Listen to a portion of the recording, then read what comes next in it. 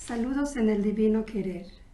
Muy buenas tardes tengan todos ustedes, amigos que están escuchando Radio Encuentro 307.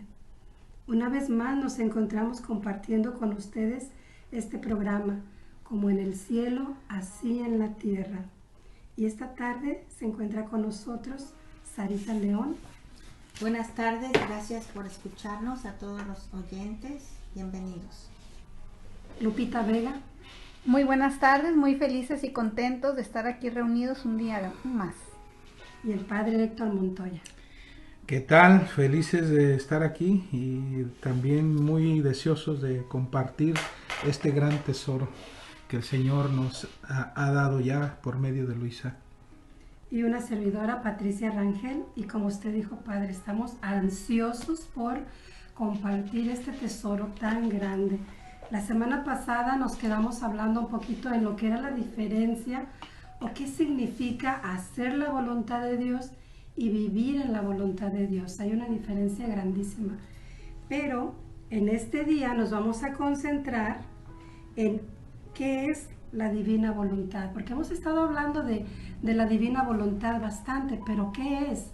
Las personas allá afuera que nos están escuchando al otro lado de los celulares, de las iPads, se estarán preguntando, pero ¿de qué están hablando, no? Entonces, padre, vamos a tratar de explicar hoy qué es la divina voluntad. Claro que sí. Yo creo precisamente esto, de una vez que podamos definir qué es la divina voluntad, también nos ayudará a entender mejor la diferencia entre lo que es hacer la voluntad de Dios y la otra vivir en la voluntad de Dios. Entonces, pues comenzamos con la definición, ¿verdad? Uh-huh. Comenzamos con la definición. ¿Qué es la divina voluntad? Generalmente, la voluntad de Dios se entiende como aquello que Dios manda, prohíbe o permite, como sería el caso de los 10 mandamientos. Ahí pudiera entrar también, pues digamos, las mismas enseñanzas de Cristo, donde el Señor daba algún mandamiento, como en este caso dice: un mandamiento nuevo les doy, que se amen los unos a los otros como yo los he amado. En sí todo lo que Dios nos pide que hagamos, ¿verdad? Con todo resumido, claro, en los 10 mandamientos. Y Jesús después lo resumirá en esos 2 mandamientos principales, que es amar a Dios por sobre todo, sobre todas las cosas, y amar al prójimo, a nuestro prójimo como a nosotros mismos. Ahí pudiera entrar incluso hasta las mismas, lo que la misma Santa Madre Iglesia nos manda, pudiera entrar también ahí. Entonces generalmente se entiende como aquello que Dios manda, prohíbe o permite. Pero ¿qué es la voluntad divina? Es más que aquello que Dios manda, prohíbe o permite, muchísimo más. Es la fuente y la razón suprema de todo lo que Dios es. Es la vida inefable de la Santísima Trinidad y de sus obras de amor eterno. Es el origen y la fuente suprema de todas las cualidades divinas, como sería su mismo amor, como sería la felicidad, la misericordia, la justicia, la bondad, la sabiduría, la santidad, la eternidad, la omnividencia, la omnipotencia, la omnipresencia, la inmensidad, la inmutabilidad de Dios. Y así podemos mencionar tantos atributos divinos, y esos mismos atributos divinos en Dios pues sería lo que describen la divina voluntad. Por ejemplo, podemos decir ya que la misma divina voluntad es el origen de todos los atributos divinos, de todo lo que acabamos de decir. Podemos decirlo de otra manera, que la divina voluntad es omnipotente, la divina voluntad es omnipresente, es inmensa, es inmutable, es eterna, es sabia, es misericordiosa, y así con todos los demás atributos. Entonces, otra manera que pudiéramos entenderlo, yo creo que aquellos que nos tocó ir a la escuela, por lo menos a la primaria, nos vamos a recordar que cuando estábamos en la escuela se nos enseñó a hacer oraciones. Las oraciones se componían de un sujeto, ¿verdad?, que describía pues a la persona o la cosa, un verbo que describía la acción de esa persona, y un adjetivo. El adjetivo el verbo describía la acción, mientras que el adjetivo describía, digamos, a la persona, el ser de esa persona o de la cosa, o así por el estilo. Entonces, por ejemplo, pudiéramos decir una oración, pudiéramos decirlo de esta manera. ¿Qué se me ocurre? El perro es negro. O sea, el perro es el sujeto. Es, bueno, describe en este caso el ser también, ¿verdad? Es luego negro. Negro describe, más bien negro aquí es lo que describe al perro, el sujeto. Entonces el adjetivo negro describe al sujeto, que es el perro. ¿Alguna otra oración que se les ocurra? La niña jugando. Ahí tiene que entrar el adjetivo también. La niña bonita juega en el parque. Ahí ya... Ya me pasé. Estamos hablando de adjetivos aquí. Hay que mencionar un adjetivo. El adjetivo describe al sujeto. Sarita tiene uno bueno. El padre Héctor está grabando un programa. No hay adjetivo ahí. La iglesia grande. La iglesia es grande. Grande describe a la iglesia.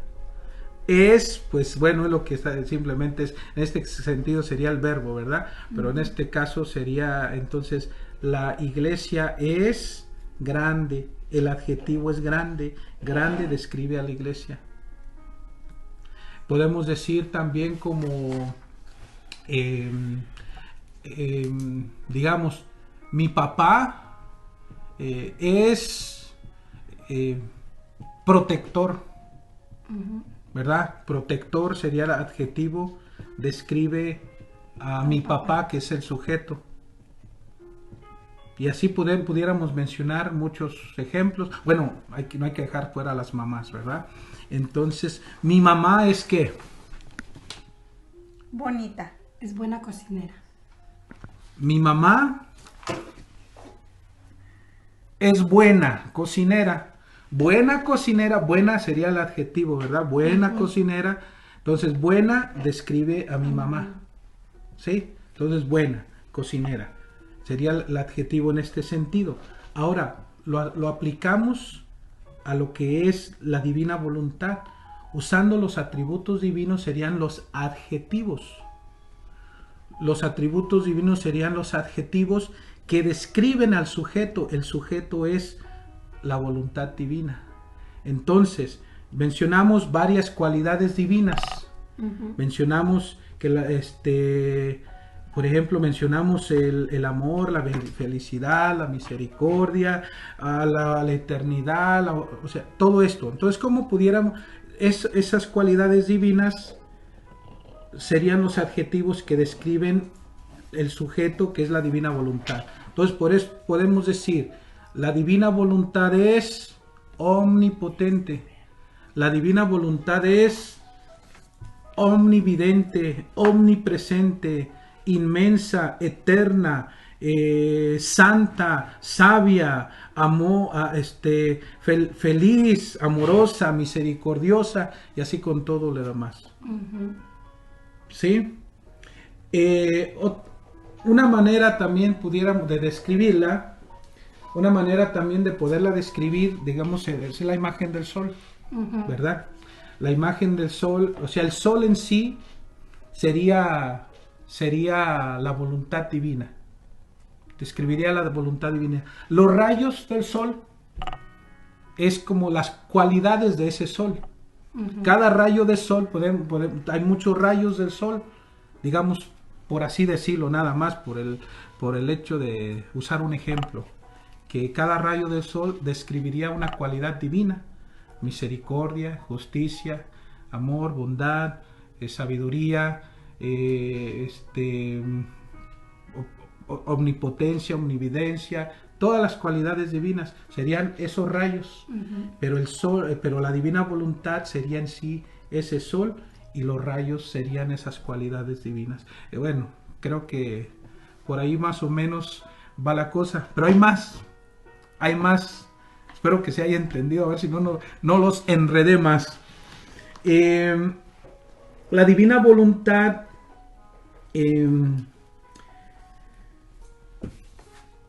dignifica lo humano en divino. Hace que el obrar del ser humano sea como el de Dios.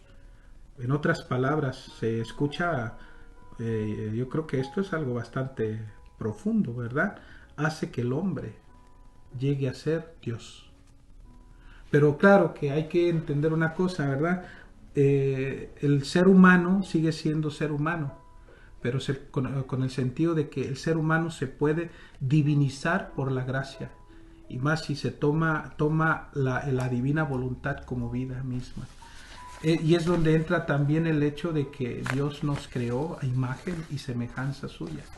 Entonces... Pero, Padre, no podría ser, por ejemplo, yo no podría ser Dios por mis méritos, no debo de ser con Jesús. Claro, ahí es donde entra la gracia. No por nuestras fuerzas, sino por la fuerza de Dios, no por nuestras potencias, capacidades, sino por gracia, porque es de Dios. Entonces, en este sentido decimos que la divina voluntad tiene la potencia de divinizar lo humano en divino, de convertir lo humano en divino, de hacer que los actos humanos lleguen a ser tan grandes como obraría todo un Dios, como obró Jesús mismo. O sea que la divina voluntad tiene la capacidad de elevar el accionar del ser humano al mismo nivel del accionar de Dios. O sea que nuestros méritos, por así decirlo, pudieran llegar a ser tan grandes como los de Jesús, siempre y cuando el motor que nos mueva a hacer esos actos sea la misma divina voluntad. Eso es grandísimo, Padre. Yo creo que hay una diferencia muy grande después de todo lo que usted ha estado diciendo. La diferencia es grandísima en solamente hacer la voluntad de Dios en el estado en que yo estoy, a vivir en la voluntad de Dios en el estado en que estoy. Mis mismos actos, pero cambiándole la intención. Ahora podría ser que yo, Patricia, podría comenzar a cambiar la intención, y en vez de estar haciendo los actos sencillos que yo hago todos los días, nada más pensando que es voluntad de Dios que yo los haga, sino cambiándoles la intención y haciéndolos, viviendo yo una vida o tratando de vivir una vida en la divina voluntad, adquieren un valor mucho más grande, según lo que usted está diciendo. Si adquieren un valor más, o sea, no solo un valor más grande, sino adquiere valor inmenso. Valor inmenso, porque todos los actos de Jesús tienen valor inmenso y son eternos, son inmensos, son infinitos. Entonces, lo que la divina voluntad tiene la virtud, nuevamente, valga la redundancia, de hacer que el obrar humano sea un obrar divino, de que el ser humano no obre meramente como humano, sino que pueda obrar como todo un Dios, como obró Jesús, digámoslo aquí mismo en la tierra, que entonces los actos hechos en la divina voluntad tienen esa virtud de hacer de hacer de esos actos pequeñitos, como tú dices, como tus actos pequeños que haces, pero, o sea, hechos en la divina voluntad. Una vez que tú has invitado a la divina voluntad a que venga a divinizar tus actos, desde tus actos que son pequeños, se vuelven actos inmensos y eternos y grandes. Eso es muy, muy interesante, me interesa mucho eso. Sarita. Solamente aquí aportando un poquito a lo que dijo Patti y el Padre, es invitar a Jesús que Él en mí haga los actos cotidianos. Si voy a barrer, si voy a cocinar, si voy inclusive a llamarle la atención a mi hijo, a mi nieta, no sea mis propias fuerzas, sino invitar a Jesús que Él en mí lo haga. Sé que es complicado que entendamos ahorita, pero a través de todos estos programas se va a ir esclareciendo esto y llegará el día en que lo vean tan natural y lo puedan hacer. Gracias, Sarita. Lupita. Sí, realmente el hacer y vivir en la divina voluntad, pues es una diferencia muy grande y todo es un proceso, pero como dice Sarita, el vivir en la voluntad de Dios no es un cambio de acciones, sino un cambio de intenciones. Jesús mismo en su evangelio dice: sin mí nada podéis hacer. Y los méritos que hacemos con nuestras acciones pues tienen méritos porque los hacemos por amor a Dios, porque invitamos a Jesús que venga a hacerlo con nosotros, pero es un acto humano.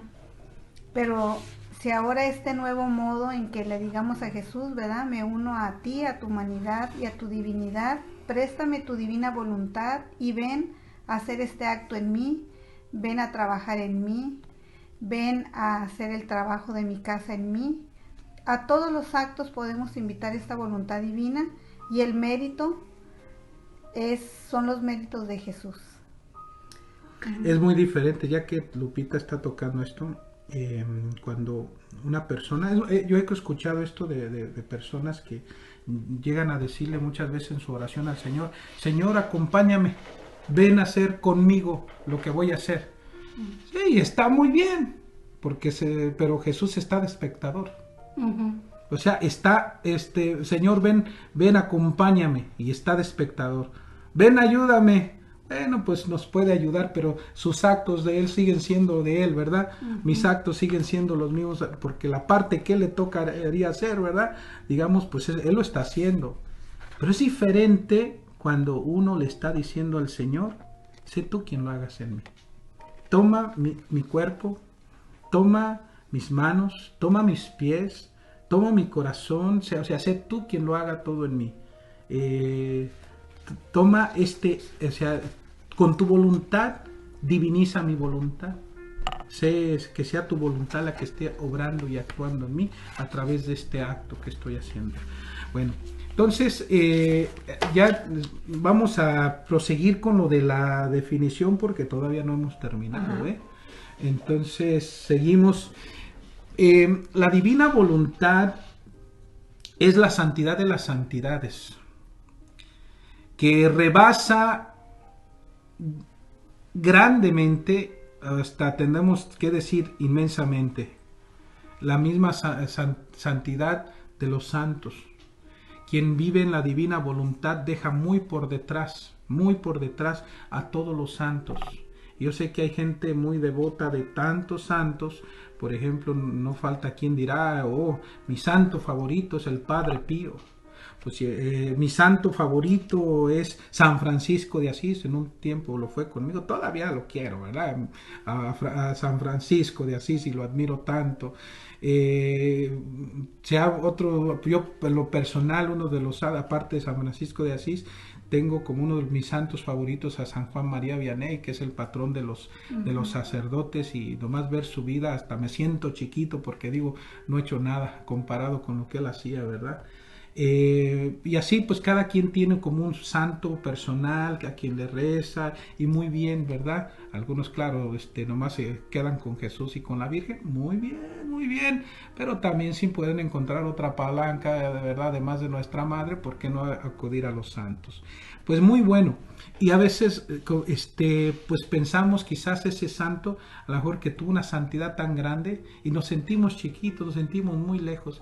Si se dieron cuenta que esa misma santidad de ese santo queda muy por detrás, muy por detrás de la santidad del vivir en el divino querer, la divina voluntad. O sea, quedan muy por detrás de la santidad misma de Cristo, quedan muy por detrás de la santidad misma de nuestra Madre Santísima María, quedan muy por detrás de la santidad misma de Adán inocente antes de la caída, y que ahora también quedan muy por detrás de Luisa, porque Luisa es la primera a quien el Señor le da el don de vivir en su divina voluntad. Por eso es que podemos hablar de ello, porque es a través de Luisa que tenemos todo este tesoro, porque primero el Señor la llevó a vivir en su divina voluntad, para así después, a través de ella, podernos dar este regalo, este gran don. Entonces no es santidad humana como la de los santos, es la santidad misma de Jesús, es la santidad misma de la Virgen Santísima, cuyo obrar, todos los actos de Jesús y de la Virgen, cuyo obrar siempre fue divino. Claro, Jesucristo por ser Dios, porque Él es Dios y Él es el que posee la divina voluntad, Él es el que la puede dar, Él es Dios. Y María Santísima por gracia. María Santísima desde el primer instante de su concepción vivió en la divina voluntad y nunca salió de ella.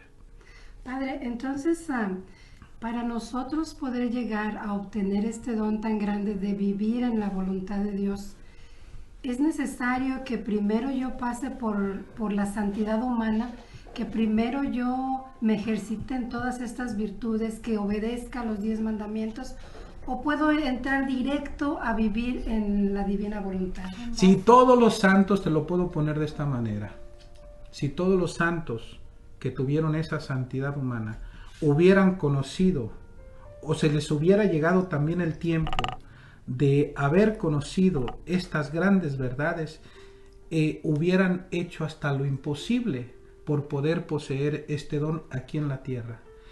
Hubieran bastado la vida que ellos llevaron, pero ya no hecha solamente, digamos, con su esfuerzo humano, sino que siendo la misma voluntad divina, obrando en ellos, no como obraría unos meramente humanamente, sino que obrando divinamente como obra todo un Dios.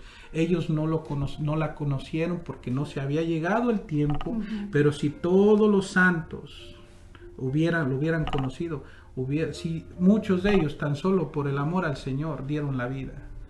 Entonces, y eso es por lo que ellos llegaron a conocer de nuestro Dios, su amor y todo lo demás.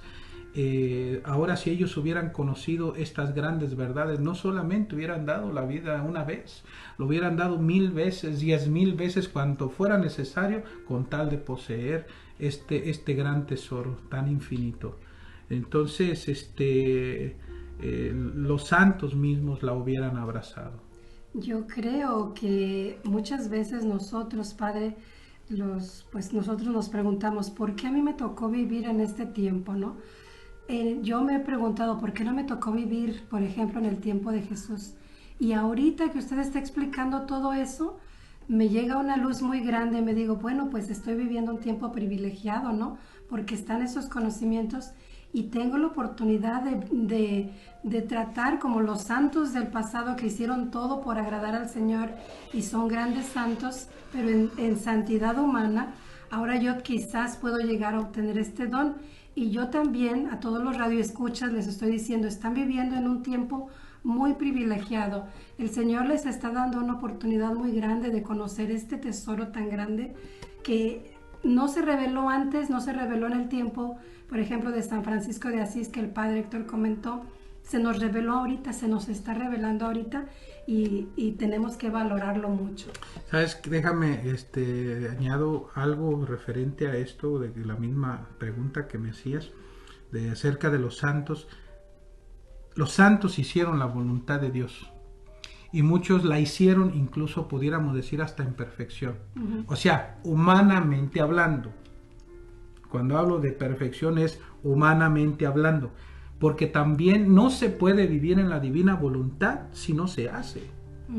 Si no se hace, o sea, va una con la otra. La diferencia es que este santo que está haciendo la voluntad de Dios, la hace, pero ya con el conocimiento también vive en ella. O sea, van juntas, no lo podemos separar. Es una unidad. Los santos hicieron la voluntad de Dios, no vivieron en ella porque no se había dado el conocimiento aún de estas grandes verdades. Entonces es todo un proceso, ¿no? Necesitamos primero perfeccionarnos en las virtudes y después el Señor nos va a ir dando esos regalitos, nos va a ir prestando de vez en cuando el vivir en su voluntad y bueno, nos va a ir perfeccionando. Pero sí tengo entendido que Luisa también pasó por ese proceso, ¿no? Mencionábamos algo de esto sobre Luisa en su biografía, y lo que mencionábamos precisamente era esto de que primero el Señor, antes de hacerla resucitar a vivir en su divina voluntad, primero la tuvo que crucificar. O sea que el Señor la tuvo que hacer primero pasar por su pasión, así como nos dice el Señor: no es digno de mí el que no se niega a sí mismo, toma su cruz y me sigue. ¿Y a dónde va Jesús? Jesús va al Calvario, Jesús va a dar la vida por nosotros. Entonces, para que Jesús pueda hacer otras copias de sí mismo, fíjate, esto es importante, para que Jesús pueda hacer otras copias de sí mismo, primero nos tiene que crucificar con Él. Ahí ese es el problema, porque aquí se trata de crucificar la voluntad humana. Se trata de crucificar nuestras tendencias egoístas. Se trata de crucificar las pasiones desordenadas en el ser humano. Se trata de una crucifixión que en algunos casos, a lo mejor como un signo de esa crucifixión interior, o sea, del alma, de las pasiones humanas, de la voluntad humana. Un signo de eso muchas veces el Señor le da los estigmas a alguien, ¿verdad? Pero eso simplemente es un signo de una crucifixión interior, la crucifixión de la voluntad. Entonces, Luisa, sí, el Señor la hizo pasar por su pasión y su muerte.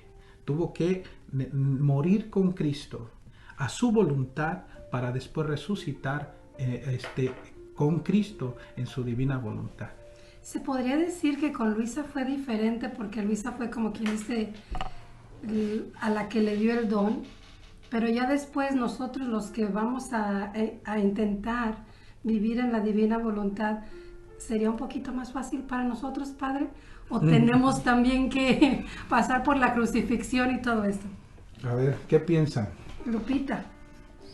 Bueno, pues retomando un poquito esto de los santos, ahorita compartimos lo que nos dice Patti, pero aquí el Señor le dice a Luisa en un escrito: cierto que ha habido santos que han hecho siempre mi querer, o sea, mi voluntad, pero ellos han tomado de mi voluntad por cuanto han conocido de ella. Entonces, como nos decía el Padre, todos los santos han vivido la santidad que han conocido, imitando las virtudes de nuestro Señor Jesucristo, imitando su vida en perfección hasta donde conocieron. Pero en este tiempo, a través de Luisa y de este conocimiento que nos da de su divina voluntad, está abriendo las puertas a un conocimiento más grande sobre su voluntad. Y de hecho le dice Jesús a Luisa: busca si hay algún libro donde se hable tanto de mi voluntad, o si hay algún santo que ya ha vivido esta voluntad. Si ya hubiera sido así, ya lo hubiera transmitido a través de mi iglesia a toda la humanidad, porque ella siempre pensaba: ¿habrá habido algún santo que ha vivido en su voluntad? Y de alguna manera todos, como dice la palabra de Dios, en Dios somos, existimos y nos movemos. Entonces todos estamos sumergidos en esta voluntad divina, pero conforme vamos conociendo más de ella, el Señor se va revelando, más vamos tomando posesión, más vamos viviendo en esta voluntad como el Señor quiere. Sarita. Sí, Pati, hablabas de que si a nosotros también nos va a tocar lo duro. Ujú. Bueno, nuestra crucifixión será crucificar nuestra voluntad. Y que eso, Ya eso es bastante dolorosísimo. duro, ¿no? Mira, no necesariamente, eso es un punto que es importante, no necesariamente tenemos que ser crucificados como Cristo, ¿verdad? No. Tenemos el ejemplo perfecto, nuestra Madre Santísima. ¿Qué vemos de extraordinario en la vida de María Santísima? ¿Qué vemos? Nada No exterior. vemos las flagelaciones que muchos santos hacían, o San Francisco de Asís, porque los pecados contra la impureza, ¿verdad? ¿Qué hacía? O sea, se le venían las tentaciones fuertes contra la impureza, se lanzaba entre los rosales, ¿verdad? Desnudo, se echaba clavado sobre la nieve para poder vencer esas tentaciones que muchas veces eran muy fuertes, o tantos santos que hicieron tantas cosas extraordinarias, pues por llevar, o sea, por medio también del mismo poder de Dios que se manifestaba en ellos, o que cuántos mártires, por ejemplo, que bueno, tenemos en la iglesia en un principio, los primeros siglos, que daban la vida siendo crucificados, echados a los leones, bueno, de muchas maneras, de una manera extraordinaria, que se veía cómo la gracia de Dios obraba en ellos. Se veían cosas extraordinarias, ¿verdad? Cosas extraordinarias. Por ejemplo, en Pedro también, cuestión de milagros, que con tan solo la pura sombra de Pedro se sanaban. Y ¿sabe? En la vida de nuestra madre no vemos, ni siquiera vemos un milagro. No. O sea, que al menos las escrituras no nos lo narran, ¿verdad? No vemos ni siquiera un milagro de nuestra Madre Santísima. ¿Y cómo era su vida? Tan ordinaria. Era mamá, era esposa, hacía los trabajos sencillos que todas las madres hacen, que todas las esposas hacen, y sin embargo nuestra Madre Santísima era el portento de los portentos, el milagro de los milagros, porque todo lo que ella hacía, todo estaba divinizado, o sea, el motor que movía sus actos, sus pensamientos, palabras, todo era la mismísima divina voluntad. Y cuando hablamos de que era la divina voluntad la que obraba en ella, o sea, estamos hablando de toda la potencia divina obrando en la pequeñez de esta esclava del Señor, ¿verdad? Como ella misma lo describe: yo soy la esclava del Señor, que se cumpla en mí según tu palabra. Entonces, pues vemos en nuestra madre, vemos esa vida, pues que es muy sencilla, porque no se tienen que hacer cosas tan grandes. ¿Verdad? Mire, padre, Pero muy aquí, sencilla, pero ella el portento, los portentos. a mí me gustaría compartir algo que Jesús le dijo a Luisa, porque Jesús hablaba mucho con Luisa, ¿no? Entonces aquí dice: hija mía, no se quiere entender. El vivir en mi voluntad es reinar. El hacer mi voluntad es estar a mis órdenes. Y yo creo que ahí está, ¿no? Todo lo que ha estado usted diciendo. Precisamente es donde entramos en la parte de la diferencia. Es donde entramos en lo que es la diferencia entre hacer la voluntad de Dios y vivir en su voluntad. Y bueno, sabes que tú tenías esa misma verdad, pues yo la tengo también aquí conmigo. Ahorita nos la va a explicar un poquito más el padre, pero lo voy a interrumpir tantito porque vamos a hacer el segmento de pregúntale al padre. Ay. A ver qué se les ocurrió. A ver qué se les ocurrió hoy, ¿no, padre? Bueno, tenemos 3 preguntas y vamos a contestar. Bueno, él va a contestar las que alcancen, ¿no? La primera es: si por ejemplo yo soy un gran pecador y me pasa algo muy grande, algún accidente, pero me arrepiento en el momento del accidente, ¿tengo perdón?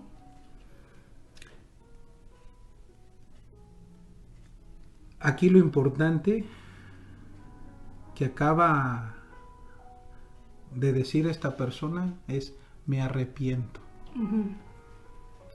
Toda persona que se arrepienta de corazón. Por más pecadora que haya sido, alcanza la salvación. Alcanza la misericordia. Alcanza misericordia. Hay que recordar esto, que Jesús, su predicación, en un principio fue eso: arrepiéntete. Arrepiéntanse y crean en el Evangelio, el reino de Dios está cerca. La predicación de Juan el Bautista, ¿qué era? Arrepiéntanse. El reino de Dios está cerca, arrepiéntanse. Los profetas, ¿qué hacían? Llamar a la gente, al pueblo de Dios, al arrepentimiento. Y el mensaje de la iglesia ha sido siempre también: arrepiéntanse. Y las apariciones de nuestra Madre Santísima, ¿cuál ha sido el enfoque? Arrepiéntanse, vuelvan al Señor. Entonces, la palabra aquí que es clave es el arrepentimiento. Arrepentimiento de corazón significa la salvación. Aún así, aunque la persona hubiera sido el peor de los pecadores, la peor de las pecadoras. Entonces, aquí es la palabra esta: arrepentimiento. Entonces, si se arrepiente, sí se salva. Pero si no se arrepiente y muere en pecado mortal, no se salva. Por eso, cuando hablamos del pecado mortal, la iglesia usa términos, no solo porque se le ocurrieron, ¿verdad? La iglesia usa términos porque en esa palabra está encerrada, digamos, una enseñanza de que nos quiere de transmitir una gran verdad. Uh-huh. Entonces, si la iglesia le llama al pecado mortal, ¿qué quiere decir esto? Que por el pecado mortal mata, asesina, aniquila la vida de Dios en el alma. Nosotros, por ejemplo, cuando fuimos bautizados, recibimos por primera vez la gracia de Dios. La gracia de santificante se le llama santificante porque santifica. ¿Y qué es la gracia? La gracia es la presencia de Dios en el alma. Pudiéramos describirla de diferentes maneras, pero yo creo que esta definición, que es muy pequeña y muy sencilla, y que se la pudiera aprender quien sea, cualquier persona, aunque no haya ido nunca a la escuela, se puede entender muy bien qué es la gracia de Dios con esta definición tan pequeña, pero pienso que es muy profunda. La gracia de Dios es la presencia de Dios en el alma, de tal manera que la persona que está en gracia posee a Dios, posee al Padre, posee al Hijo, posee al Espíritu Santo. Entonces, esa persona que está en gracia, pues es santa, porque posee al Santo de los santos. Uh-huh. El pecado venial daña la amistad con Dios, sí la daña, pero el pecado mortal la aniquila. O sea, la gracia de Dios se va. Entonces, basta un pecado mortal para que esa presencia divina se retire. Y entonces, suena bastante fuerte, ¿verdad? Pero, como decía el Señor, mi casa es casa de oración. O sea, es una casa donde se le da culto a Dios. Y ustedes la han convertido en una cueva de ladrones. Dice San Pablo que nosotros somos templo del Espíritu Santo, y un templo es donde se le da culto a Dios. Uh-huh. O sea, nosotros también en nuestro interior, o sea, le damos ese culto a ese Dios que vive dentro de nosotros. Pues ahí entraría también lo que dice el Señor, que los verdaderos adoradores lo adorarán en espíritu y en verdad. Entonces, si Dios habita en nosotros por la gracia, claro, es una presencia espiritual, se puede retirar esa presencia espiritual de Dios debido al pecado mortal.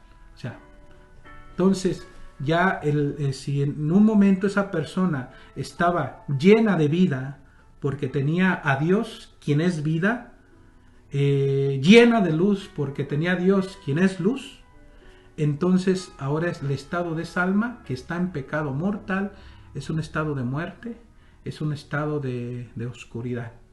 Entonces la cosa está seria, y si esa persona persevera en el pecado y por soberbia, porque aquí lo que le impide que esa gracia de Dios vuelva es la soberbia. Por la soberbia es el peor de los pecados, porque nos cierra a la gracia de Dios, porque nos cierra a la iniciativa del amor de Dios que quiere abrazarnos con su misericordia y darnos ese perdón de nuestros pecados.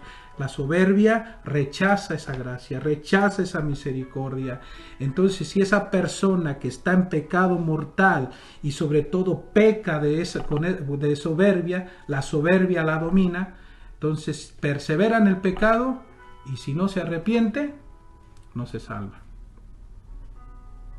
No se salva, suena fuerte, ¿verdad? Creo que hemos estado nuestros tiempos viviendo muy cómodamente, muy relajados, generalmente como humanidad, ya no nos preocupa nuestra alma, pero también es porque yo creo firmemente que los que debimos de haber predicado estas verdades hemos dejado de hacerlo, se ha dejado de hablar del infierno, se ha dejado de hablar del juicio particular que todos tendremos, se ha dejado de hablar del pecado y de las consecuencias del pecado,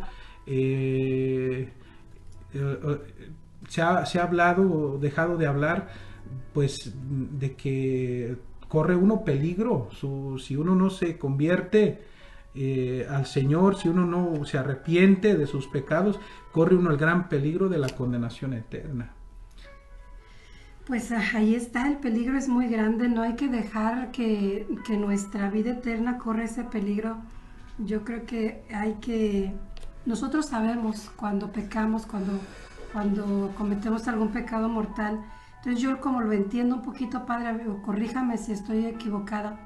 Si yo cometo un pecado mortal y me arrepiento, porque me doy cuenta, me arrepiento inmediatamente y busco la confesión inmediatamente, vamos a volar nuestra imaginación y voy a buscar la confesión, y cuando voy a confesarme me atropella un camión o no sé y me muero. Ya tenías la intención. Ya tenía la intención, ya iba a confesar. Tú, es más, ya estabas arrepentida. Lo único que hacía falta era que lo confesaras y que el sacerdote con la absolución se te diera el perdón de los pecados, y que después que el Señor mismo con el poder de su Espíritu aplicara su sangre preciosísima en tu alma y te limpiara. Entonces, pues por esa intención que ya tenías, porque tú ya estabas arrepentido, entonces ya te salvas. Entonces, bien importante, todos los que nos están escuchando, hay que arrepentirnos de nuestros pecados y no hay que dejar la confesión hasta el último, hay que buscar. Pati, déjame, me estaba acordando de una anécdota importante, porque yo pienso, conectado a esta pregunta, yo pienso que hay gente que también pues se ha preguntado esto: ¿por qué existe el infierno? Sí. Porque el infierno es el lugar donde los pecadores no arrepentidos se van. Que es el infierno pues fue creado para Satanás y todos sus demonios. Para nosotros no fue creado el infierno, sino fue creado el cielo. Entonces me estaba acordando precisamente de una anécdota que le sucede a Sor Natalia María Magdona. Ella tenía experiencias con el Señor, ¿verdad? Hay un libro que incluso si la gente le interesara leerlo algún día, se llama La victoriosa reina del mundo. Y en ese mismo libro, que está incluso en el internet, en PDF, si lo quisieran buscar, en ese libro pues se cuentan las vivencias que ella tuvo con el Señor. Es como una biografía, pero a la vez también hay mucho de revelaciones que el Señor le da. Llega un momento donde ella se estaba lamentando porque había un infierno. Y entonces le dice al Señor: Señor, no entiendo, ¿por qué? ¿Por qué creaste el infierno? Entonces el Señor, para poderle hacer entender por qué es que el infierno fue creado, o sea, ¿qué fue lo que creó el infierno? La justicia divina, ¿verdad? Porque también la justicia divina es tremenda. Por eso no nos conviene pasar por ahí. Por eso el Señor le dice a Santa María Faustina, le dice que no pase por mi misericordia, va a tener que pasar por mi justicia, y no queremos pasar por ahí. No. Mejor pasemos por la misericordia, ¿verdad?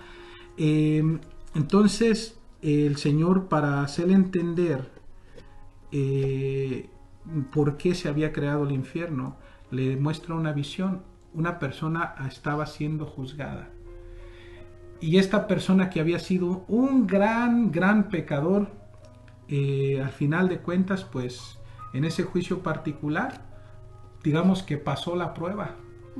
Y entonces pues estaba allí el maligno, el acusador, que empezó a quejarse porque este hombre se había salvado, cuando era un vil pecador tremendo, parece ser que durante toda su vida, ¿verdad?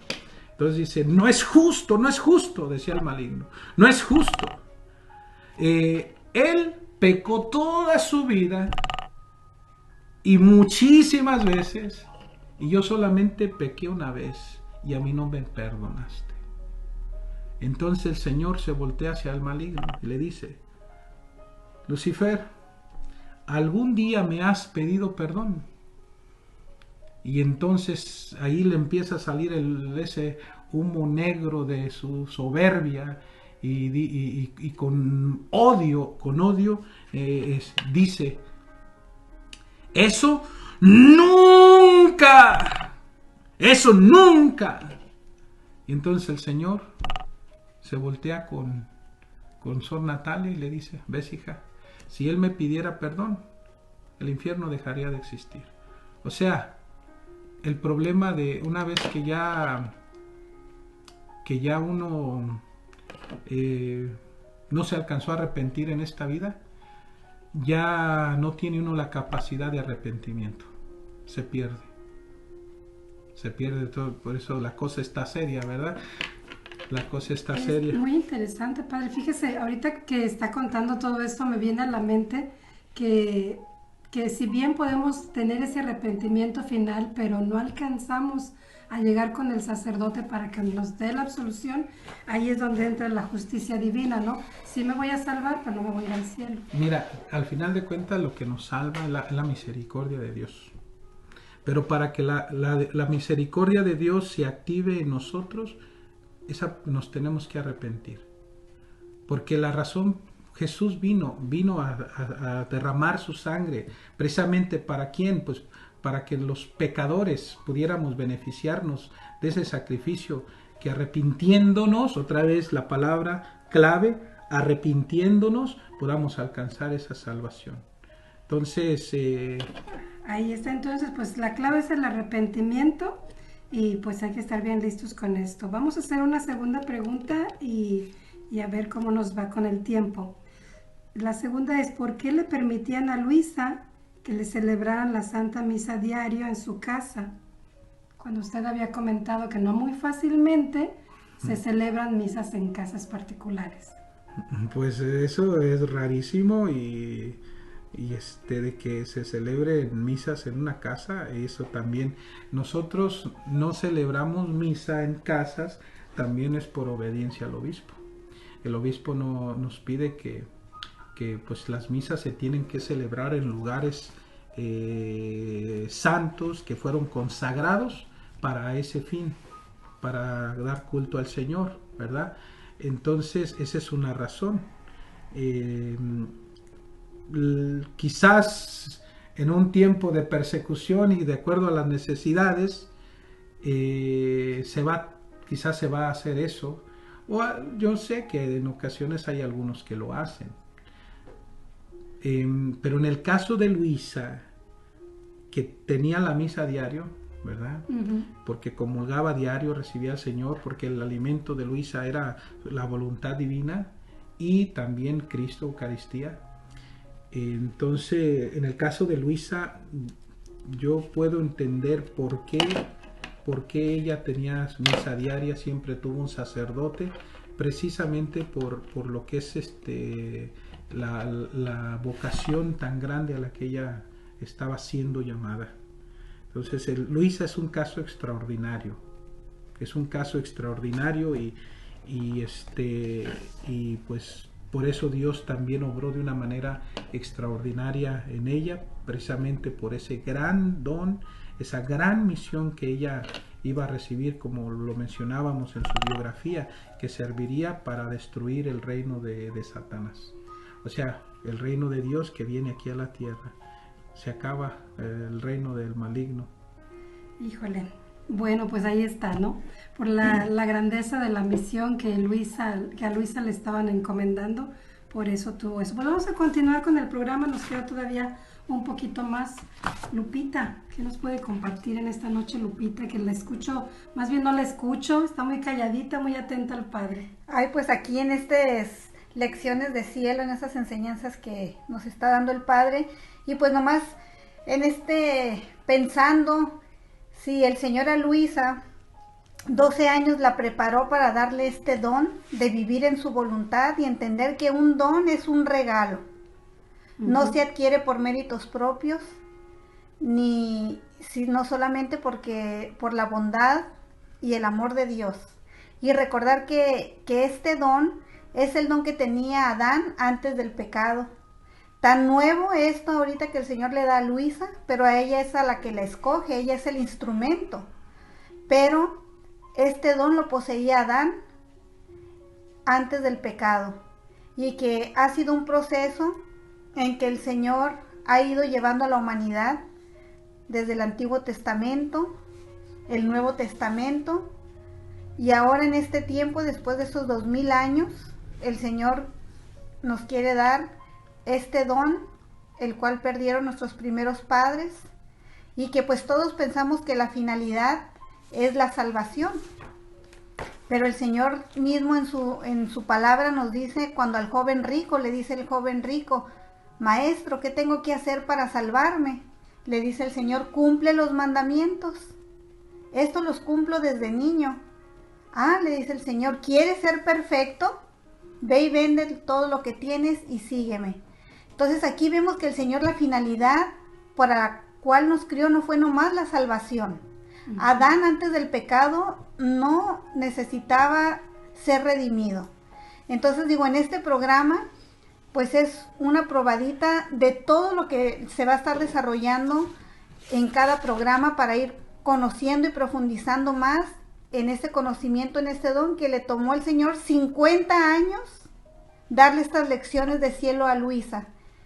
Entonces pues abramos nuestro corazón y estemos aquí cada viernes a las 6 de la tarde, que seguramente sus corazones se van a inflamar de amor de todo lo que el Señor quiere darnos. Y como dijiste, Lupita, es poco a poquito, ¿verdad? Poco a poquito que vamos a ir adquiriendo. Pero Sarita tiene algo que nos quiere compartir. Es algo muy breve que nos va a compartir, pero nos va a enseñar un poquito más de esto que Lupita acaba de decir.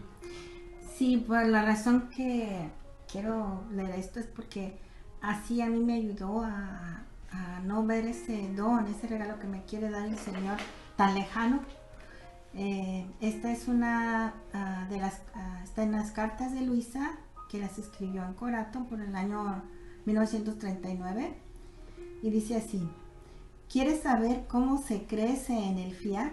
Es decir, ¿cómo se vive en la voluntad divina durante el día? Llama a la divina voluntad en todo lo que haces, sea cosa natural, sea espiritual, porque todo está en ella. Y ella quiere amar junto con ustedes. Si la llaman, les da su amor en su poder para amarla. Les da su santidad para santificarse, la luz para darse a conocer y para hacer desaparecer las debilidades, las miserias, las pasiones, a fin de que no tengan más vida en ustedes, sino que solo la voluntad divina se extienda y forme su vida en el pequeño acto de ustedes. Y fíjate, Sarita, es como nos lo pones de una manera más simple, más sencilla, más entendible para nosotros que quizás estamos comenzando a conocer voluntad divina. Muchas gracias por compartir esto, que a ti te ayudó, y estoy segura que a los radioescuchas les va a ayudar también mucho. Una cosa que quisiera mencionar, es que no tenemos opción, porque si queremos conocer más sobre la divina voluntad, no es suficiente que nos vayan a estar escuchando una vez por semana. Yo creo que la gente que nos están escuchando les motivo para que se hagan de los escritos de Luisa. Que lean, ¿verdad? Necesitan leer, porque ese tesoro está en los conocimientos que el Señor le dio, o en esas verdades de cielo que el Señor le dio a Luisa. Es como decía San Jerónimo, quien fue el primer traductor de la Biblia de la lengua original, del hebreo y el griego, al latín. San Ambrosio decía, desconocimiento de la Biblia es desconocimiento de Cristo. Entonces, ¿cómo podía uno conocer a Jesús? Pues nos motivaba el santo. Pues lean las escrituras, lean la palabra de Dios, lean los evangelios, lean todo, las cartas de San Pablo, de los demás apóstoles, lean el Antiguo Testamento, porque también todo nos lleva a Jesús. O sea, lean las escrituras. Entonces, no se puede llegar a conocer a Jesús si se ignora la palabra de Dios. Así también podemos decirlo. ¿Cómo podemos llegar nosotros a conocer la divina voluntad? Poder profundizar en ella, poder llegar a un punto donde podamos decir, ahora sí ya sé qué es exactamente, pero también esos mismos conocimientos, y gracias a esos conocimientos, ahora sí puedo hacer actos en la divina voluntad. Que ya el hecho de que el Señor le dé el don, pues ya solo Dios sabe en qué momento se lo pueda dar a esa persona, quizás después de ver cuánto es que se esfuerza, cuánto es que lee, cuánto es que trata de vivirla, pues llegará el momento donde el Señor le dirá, ahí está, es tuya, ¿verdad? Pero o sea, en este caso los conocimientos son necesarios. Una de las razones por las que nosotros estamos haciendo este programa es para decirles a todos ustedes que nos están escuchando que existe este don, que existe esta santidad, que es la santidad de las santidades, y que todos podemos adquirirla. Pero tiene mucha razón el Padre Héctor en que necesitamos de conocerla. Entonces nosotros vamos a hacer un videíto más tarde donde vamos a mostrarles y a explicarles un poquito de los libros, de los libros que hay de Luisa, para que ustedes puedan adquirirlos y comiencen ya a leer y comiencen a conocer un poco más. Pero para nosotros es un placer muy grande el estar compartiendo con ustedes cada semana, y vamos a continuar con eso. Pues nos vamos a quedar aquí, nos podríamos quedar aquí toda la semana platicando de estas verdades divinas, pero nos vamos a tener que quedar aquí. Vamos a continuar ya la próxima semana, ahora sí, en la diferencia entre hacer la voluntad de Dios y el vivir en ella. Entonces vamos a dedicar Fue como una embarrada de pastel nada más. Sí, ¿verdad? Como Nomás cuando agarra uno con el dedo chiquito, ¿verdad? Y le pasa el dedo al pastel así, ¡zas! Y agarra el chantilly y se lo chupa, ¿verdad? Fue muy... porque no profundizamos en esto, ¿verdad? Pero ya para la siguiente semana lo vamos a dedicar específicamente a hablar sobre la diferencia entre hacer la divina voluntad o vivir en ella. Así va a ser. Pues muchas gracias por habernos acompañado en esta noche, amigos de Radio Encuentro 307. Sarita, muchas gracias por estar esta noche con nosotros. Gracias a Dios que estamos aquí. Lupita, gracias. Gracias a Dios y gracias a todos ustedes, y los esperamos la próxima semana para seguir profundizando en este tesoro. Yo también les agradezco infinitamente, y Padre Héctor nos da su bendición. Claro que sí, pues le agradecemos al Señor que nos sigue permitiendo estar aquí y poder compartir este tesoro que el Señor le confió a Luisa y que ahora también nos lo está confiando a nosotros. Pues bien, el Señor esté con ustedes. Y con su espíritu. La bendición de Dios Todopoderoso, el Padre y el Hijo y el Espíritu Santo descienda sobre ustedes, en sus hogares, en sus familias, en sus corazones, hoy y siempre. Amén. Amén.